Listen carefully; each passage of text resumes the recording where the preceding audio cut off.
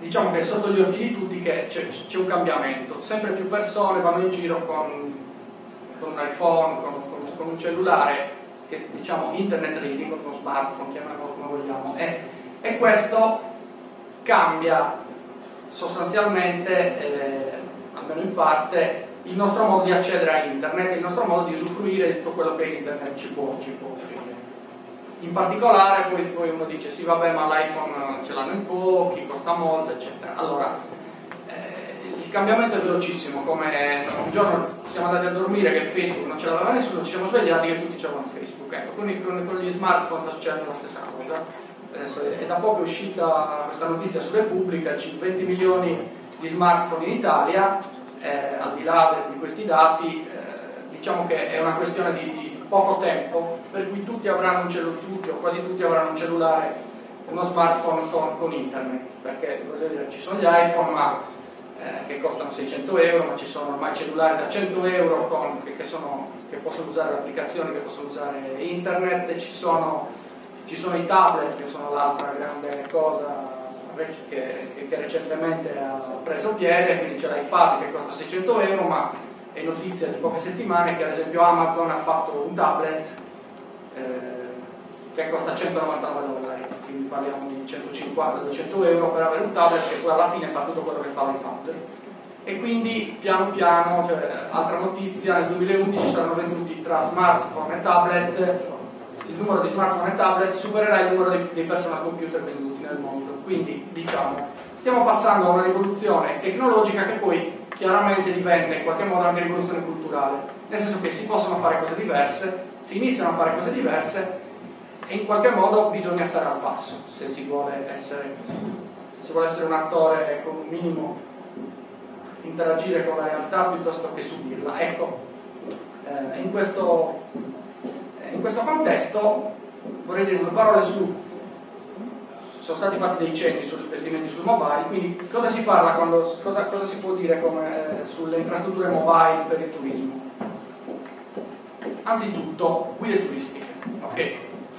Sembra banale, ormai col cellulare, anziché andare a comprare il libricino mi dicono c'ho la guida che fa tutto quello che fa il libricino, in più fa 1 miliardo di altre cose utilissime, divertenti, che cambiano la mia esperienza di accesso alla città, il mio modo di vivere la città. Sembra banale, sapete quante guide turistiche di un certo livello ci sono per la Sardegna, ecco, se non sapete ve lo potete immaginare. Quindi insomma sono cose ovvie, ma insomma, renderle poi, trasformare l'ovvio in una realtà consistente a volte non è banale. Infrastrutture per il turismo, guide culturali, quindi il discorso si può trasportare su altre cose, guide per i musei, quindi passare dall'audioguida, che è un trabicolo anacronistico che fa 1/10 di quello che si può fare con un'app, a dei costi legati all'hardware che bisogna comprare apposta, aggiornamenti, ogni volta che c'è un nuovo quadro dovrei andare a riregistrare, insomma tutta una serie di cose antiche, quando sviluppando una volta un'app e tenendola aggiornata, l'hardware lo mette l'utente del museo, che ce l'ha già il cellulare, e si riescono a fare cose di un altro livello, di un'altra categoria. App per strutture e servizi, ad esempio non so, l'applicazione per gli hotel, per gli alberghi, piuttosto che applicazioni che supportino l'e-commerce. Adesso non so, su ogni cosa potrei parlare per mezz'ora, sono solo dei cenni, giusto per introdurre un po' di argomenti. E veniamo un po' alle cose, diciamo, che riteniamo un po' meno ovvie. Qual è il punto chiave?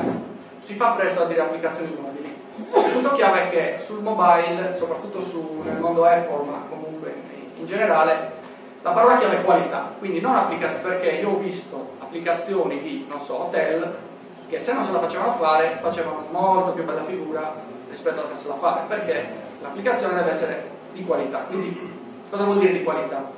Di qualità vuol dire bella. Bella vuol dire con un design pensato da una parte secondo dei canoni estetici, facendola fare non a un programmatore, ma facendola fare a un designer, okay, per essere molto chiari nella pratica.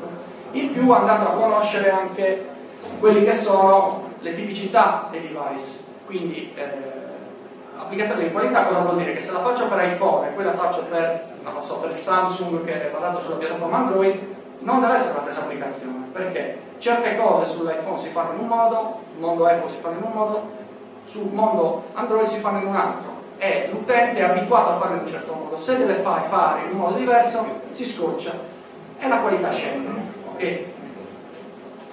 Vuol dire appunto facilità di utilizzo, non ci devono volere le istruzioni, l'applicazione deve essere facile da usare immediatamente da chiunque, quindi non la devo sapere usare io, per quanto io sia più piccolo degli altri imparare a leggere le istruzioni, ma la deve saper usare chi con la tecnologia non è abituato a lavorarci, perché il successo, diciamo, di Apple deriva da questo tipo di cambio di concetto. Applicazioni pensate per gli utenti, non pensate per gli ingegneri che le stanno facendo.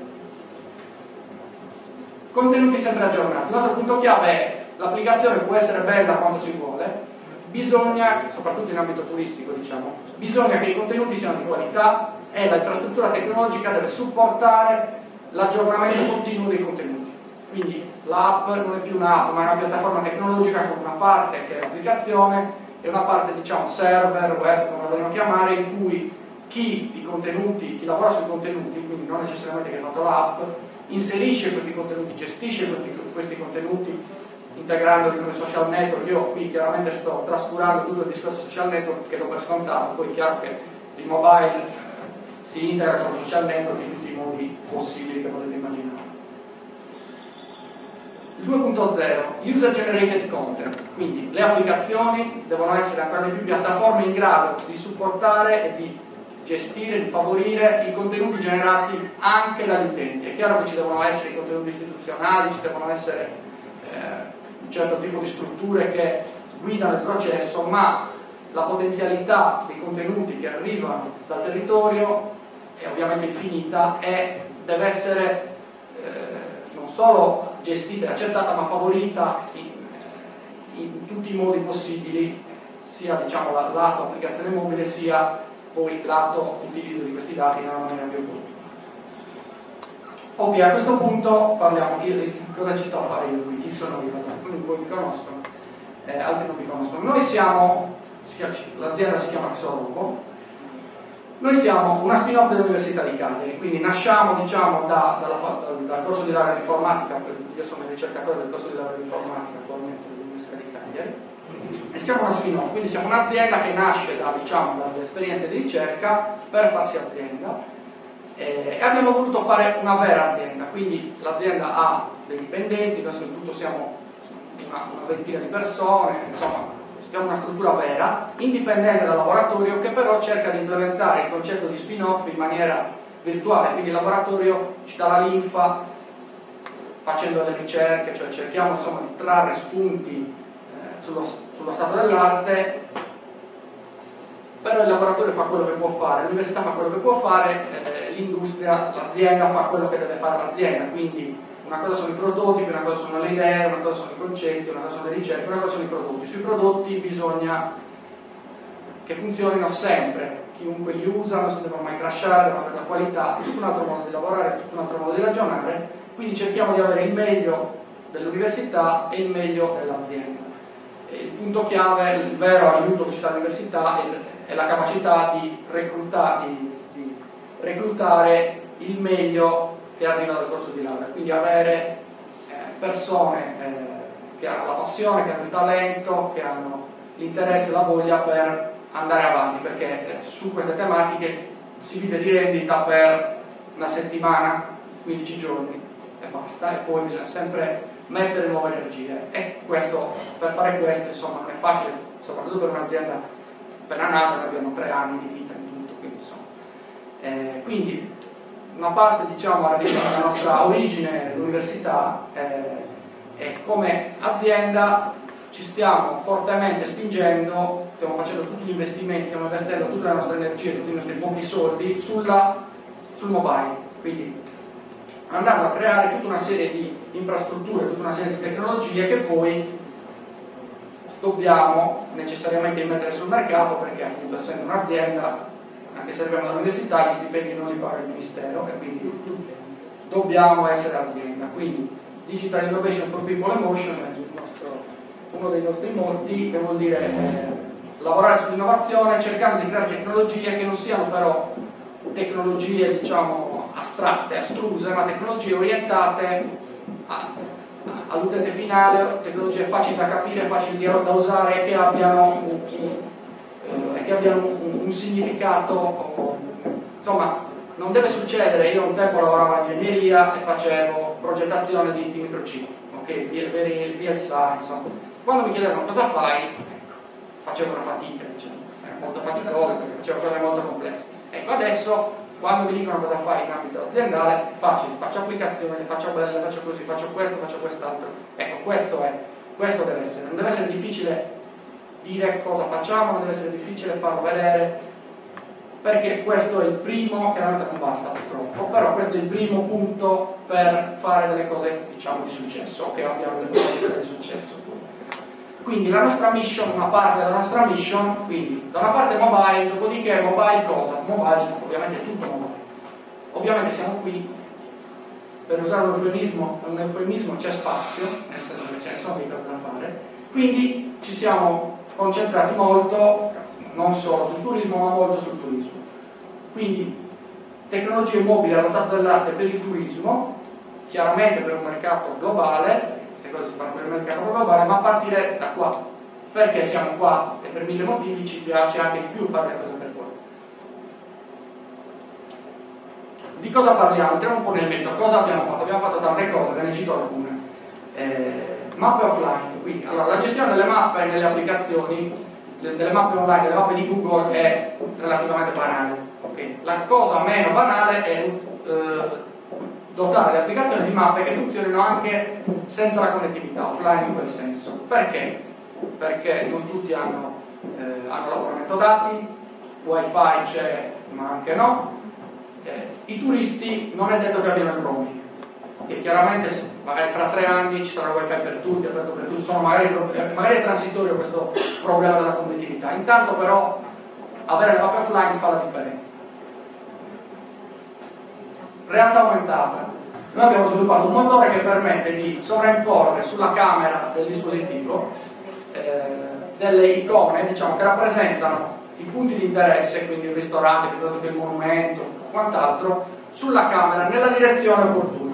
Questa è una tecnologia molto bella, diciamo, a livello scenografico, ma è anche molto pratica, molto utile, perché anzitutto funziona offline. La tecnologia utilizza il GPS e la bussola, quindi è sufficiente che io metta dentro l'applicazione una mappa con le coordinate GPS dei punti di interesse, che mi interessa metterci, e il dispositivo conosce la mia posizione sulla base della bussola, quindi di dove punto, mi fa vedere che in quella direzione c'è un ristorante che si trova a 100 metri, in quell'altra direzione c'è un altro ristorante che si trova a 200 metri o altro. Questo mi permette di identificare magari all'interno dell'applicazione un punto di interesse che è un ristorante, e poi se sono, non so, al centro di una piazza, che sono a Madrid, di 1 chilometro quadrato, dove ci sono 10 vie, e per capire dove devo andare, anche se sulla via devo andare a girarmi, a fare 500 metri a piedi, c'è caldo, non c'ho voglia, ok, sollevo il cellulare, ok, e in quella direzione, vado lì. Sono, chiaramente lo dice, ma sei pigro? Ok, sì, evidentemente sono anche pigro, però sono tecnologie che hanno un perché, che hanno un'utilità, e hanno, diciamo, fanno anche scena, ecco, però sono carine, sono utili. Quello che abbiamo sviluppato è un motore nostro, ci sono diversi, ovviamente, proposte open source, okay? Noi ce lo siamo rifatti da capo, come piace a noi, quindi vedete abbiamo la bussola che ci fa vedere dove sono i vari punti di interesse, e poi sulla camera le iconcine che possono essere, in questo caso abbiamo usato, diciamo, un'icona grande con una cosiddetta thumbnail, con la foto piccolina, diciamo, del punto di interesse e un testo, e la distanza si possono usare poi varie cose, più piccole, più grandi, adattandole alla necessità specifica. Per quello che ce lo siamo fatto noi, perché se tu usi quello di un altro è così, te lo tieni. L'abbiamo fatto noi, ce lo possiamo rigirare come ci piace, in tempi rapidi. Un'altra tecnologia, diciamo qui è più magari legata al tema e-commerce, che abbiamo sviluppato, che stiamo brevettando, è una tecnologia che abbiamo chiamato creativo virtuale, che ci permette di sovraimporre su una fotografia un oggetto di un catalogo, andando a fargli assumere in automatico le dimensioni proporzionate alla foto. poi se qualcuno è interessato meglio lo faccio vedere, che si fa prima farlo vedere che spiegarlo. È una cosa molto interessante che ci permette appunto di fare creativi virtuali, quindi di andare a inserire in un contesto probabilmente domestico, diciamo privato, facendo una foto della parete, degli oggetti di un catalogo e andando ad avere le corrette proporzioni in automatico, quindi andando a prendere un riferimento dimensionale sulla foto in maniera molto semplice, ed è una cosa, diciamo, che noi riteniamo molto interessante, che stiamo cercando di valorizzare, che abbiamo anche depositato un brevetto, e questo, diciamo, è un altro esempio. Altre tecnologie sulle quali stiamo lavorando e sulle quali qui stiamo sfruttando la mia ormai pluriennale esperienza che arriva dall'università e il gruppo di lavoro che ancora c'è all'università e che fa il lavoro dell'università, cioè pubblicazioni, sono le tecnologie per la gestione degli user generated content, quindi dei contenuti generati dagli utenti, perché chiaramente i contenuti generati dagli utenti vanno anzitutto moderati, perché soprattutto se si fanno applicazioni istituzionali è chiaro che non posso permettere qualunque cosa, è necessario in qualche modo gestirli. Per gestirli ci sono i moderatori, però se si hanno grossi numeri non è che è probabile che io non abbia abbastanza moderatori tanti quanti ne servono. Quindi noi stiamo lavorando su tecnologie, su algoritmi di mass moderation, che sono degli algoritmi sviluppati inizialmente per i blog, che servono a massimizzare le potenzialità del moderatore, andando a gestire la reputazione degli utenti, l'interesse dei post degli utenti, eccetera. Mi permettono di fare cose molto interessanti, di dare strumenti pratici che vi permettono di fare delle cose che servono in maniera sostenibile.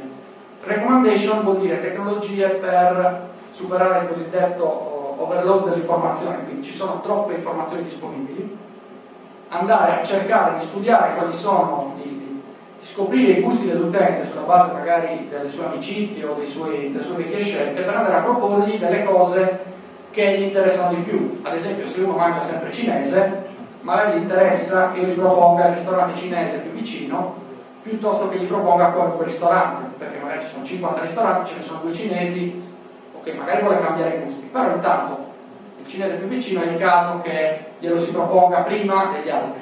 Ecco, sembra banale, ovviamente implementarlo su larga scala in maniera efficace non è banale. Chiaramente ci sono algoritmi e sono studi ventennali si lavora sulla recommendation, però ogni contesto applicativo richiede uno studio specifico. Andare a fare recommendation e mass moderation sul turismo mobile richiede studi a sé, e noi stiamo facendo del lavoro, diciamo, dal punto di vista scientifico, che poi, sperando che si riesca poi a implementare dei sistemi di massa, quindi andare a trovare dei partner che ci permettano di fare queste cose,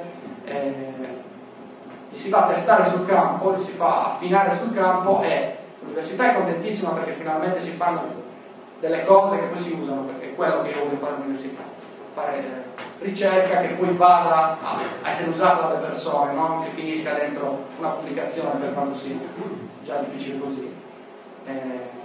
Dall'altro l'azienda utilizza i risultati della ricerca dell'università, cosa che deve fare uno spin-off, anche se i risultati sono pubblici, e magari il territorio si ritrova da porta a fianco tutta una serie di tecnologie, questo è il senso, diciamo, della mia presentazione, tutta una serie di tecnologie che, per carità, nel mondo ce ne saranno diversi che fanno queste cose, però il fatto che noi siamo qui magari può aiutare tutti noi a fare queste cose in maniera più, diciamo, più sostenibile, più in fretta, andando ad investire meno, perché una parte dell'investimento lo stiamo già facendo noi. Esempio, un primo progetto pilota, che è quello che, diciamo, una delle cose cosa principale di cui volevo parlare oggi, è una guida culturale della città di Cagliari, che abbiamo sviluppato in collaborazione con Sardegna Ricerche, che è il promotore dell'iniziativa, e il Consorzio Camus, che si è occupato dell'altra faccia della medaglia, cioè i contenuti, sui quali ovviamente non è il nostro parte, diciamo, i contenuti, noi facciamo infrastrutture tecnologiche. Ecco, questa guida è stata sviluppata, la sua prima versione sull'Apple Store già da agosto. Che cosa c'è dentro Cagliari? Allora, qual è il concetto? Allora, noi, sì, velocissimo, abbiamo voluto fare una guida che sia a livello delle migliori guide che ci sono sull'Apple Store, che però sono tutte a pagamento, quelle le migliori. Quindi guide con mappe con realtà aumentata, mappe offline, contenuti dinamici, ce ne sono, gratuite, non so, magari è uscita una ieri, comunque non ce ne sono. Okay? Quindi abbiamo voluto fare stato dell'arte, questo vogliamo fare, applicazioni di qualità per fornire servizi di un certo, per fornire servizi che finalmente infrastrutturano. Quindi questo è un progetto pilota per far vedere che si possono fare queste cose. Chiaramente la prima cosa che uno vede, che pensa quando usa Cagliari Cloud, qual è? Accidenti, non ci sono i ristoranti, non ci sono gli itinerari, non ci sono, lo so, non ci sono. Per quello l'abbiamo fatta, per iniziare a vedere che si può fare, non ci vogliono milioni di euro, bisogna farle, okay? Poi anche istituzionalmente il mio compito è fare in modo che l'adozione del mobile in Sardegna avvenga il prima possibile, succederà anche da noi il prima oppure. Okay, se succede prima è meglio che se succede dopo. Mi hanno tagliato il tempo. Una domanda però, sì. Non costa milioni di euro, quanto costa? Per la domanda. Quanta cosa ci vogliamo mettere? Lo chiederò io dopo. Una forbice, una lametta, diciamo. No, dipende da cosa si vuole fare, dipende da tante cose, È un'applicazione stereotipata, cioè riesco a venderla, c'ho un prototipo, tu lo vuoi così, non lo vuoi mai così, lo vuoi sempre diverso. Quanto diverso, molto diverso, parliamo, e noi, ripeto. È più commerciale che ricercatore. C'ho diverso tutto la logica Nella negoziazione. Diciamo che noi le vogliamo fare, noi le possiamo fare gratis perché appunto gli stipendi a fine mese poi sono più paghi, non c'è veramente, perché questo è il concetto. Però facciamo, e poi la mia idea è questa: in Sardegna, se in Sardegna le facciamo diciamo a prezzo di costo, poi andiamo in Liguria, andiamo da un'altra parte e le rivendiamo, magari il guadagno forte lo si fa lì. E che iniziamo, io voglio iniziare, questo è quello che voglio fare. Velocemente, qui vedete, scusa, ecco, questa è, non è Cagliari Cloud che c'è sullo store adesso, questa è la versione 1.1 che stiamo per pubblicare, quindi abbiamo rifatto il design, abbiamo corretto un po' di cosettine, abbiamo aggiunto un po' di cose, perché anche quello è il concetto sulle app, non si fa un'app, si fa una prima versione, si vede come reagiscono gli utenti, se ne fa un'altra ed è un processo che va avanti.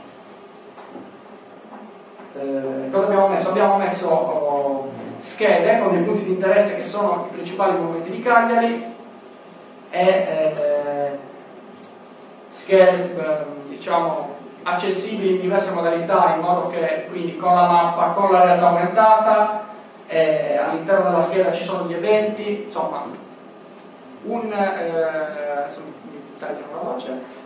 strumento per vivere in maniera dinamica la città di Cagliari. Okay, quindi in maniera mobile.